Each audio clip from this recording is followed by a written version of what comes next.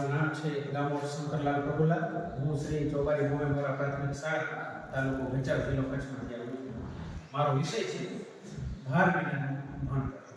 ધોરણ 6 થી 8 ના બાળકો જ્યારે શાળામાં દફતર લઈને આવતા હતા ત્યારે થાકેલા જેવા દેખાતા. તો આજે મેં પ્રયોગ કર્યો છે અથવા તો પ્રોજેક્ટ કર્યો છે. એના પૂર્વે શું હતું કે 6 થી 8 ના બાળકો જ્યારે શાળામાં આવતા હતા ત્યારે 7 વિષયના પુસ્તકો તેમજ 7 વિષયની બુકો લઈ અને શાળામાં આવતા હતા, જેમાં એના દફતરનું વજન અતિશય વધારે દેખાતું. એનું વજનના કારણે તેઓ થાકેલા જેવા, મોઢા એકદમ પડી ગયેલા જેવા દેખાતા હતા. એટલે મારા મનમાં વિચાર આવ્યો કે ભાઈ આ દફતરનું વજન ઓછું કેમ કરવું.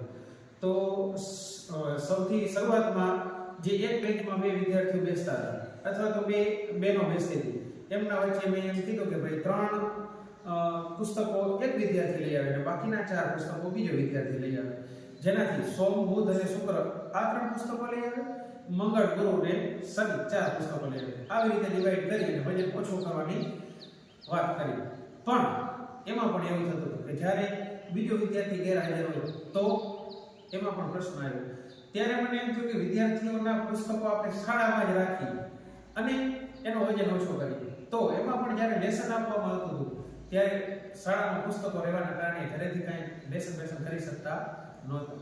ત્યાર પછી મને વિચાર આવ્યો કે ભાઈ આજે 7 પુસ્તકો છે અને 7 બુકો છે, એની જગ્યાએ એક જ પુસ્તક હોય, એક જ બુક હોય તો કેવું સારું.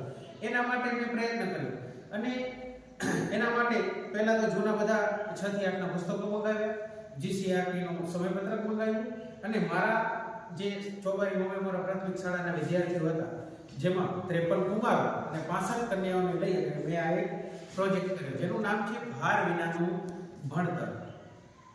જેમાં જીસીઆરટી ના સમયપત્રક અનુસાર કે જુલાઈ મહિનામાં આપણો અભ્યાસક્રમ કેટલો હલાવવાનો છે, ઓગસ્ટ મહિનામાં આપણો અભ્યાસક્રમ કેટલો હલાવવાનો છે, એમ પ્રથમ સત્ર અને દ્વિતીય સત્રમાં અભ્યાસક્રમને ડિવાઈડ કરી અને સૌથી પ્રથમ મેં જુલાઈ મહિના માટે એક જ બુકની અંદર 7 પુસ્તકોનો સમાવેશ થઈ જાય એના માટે મેં એક આ બુક તૈયાર કરી.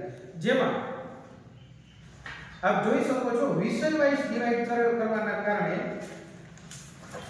જે સૌથી શરૂઆત છે ગુજરાતી, સંસ્કૃત, ગણિત, વિજ્ઞાન, સામાજિક વિજ્ઞાન, હિન્દી અને અંગ્રેજી 7 પુસ્તકો એક જ બુકમાં આવી ગયા. જેના કારણે જેને જે પણ વિષય ભણવો હશે એક જ બુક લઈ આવશે તો પણ આખા મહિના દરમિયાન 7 વિષયનો અભ્યાસક્રમ તે કરી શકશે. આવી બુકો મેં એક નહીં, પ્રથમ સત્ર માટેના 4 મહિનાઓ જે જુલાઈ, ઓગસ્ટ અને એનું પણ સમયપત્ર, જીસીઆરટીના સમયપત્રક મુજબનું, સપ્ટેમ્બર એનું પણ સમયપત્રક અને ઓક્ટોબર પ્રથમ સત્રના 4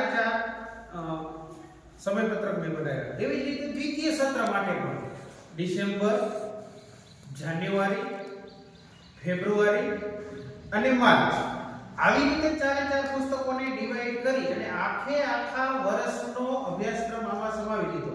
જેના કારણે 6 થી 8 નો કોઈ પણ વિદ્યાર્થી એક સમયે ફક્ત એક જ બુક લઈને આવશે શાળામાં, છતાં પણ 7 વિષયનો અભ્યાસ કરી શકશે.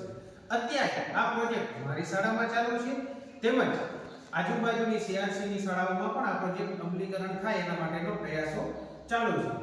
આ પ્રયોગની ઉપયોગિતા ગુજરાતની કોઈ પણ શાળામાં આ પ્રયોગ ઉપયોગી થઈ શકે તેમ છે. આભાર. Thank you.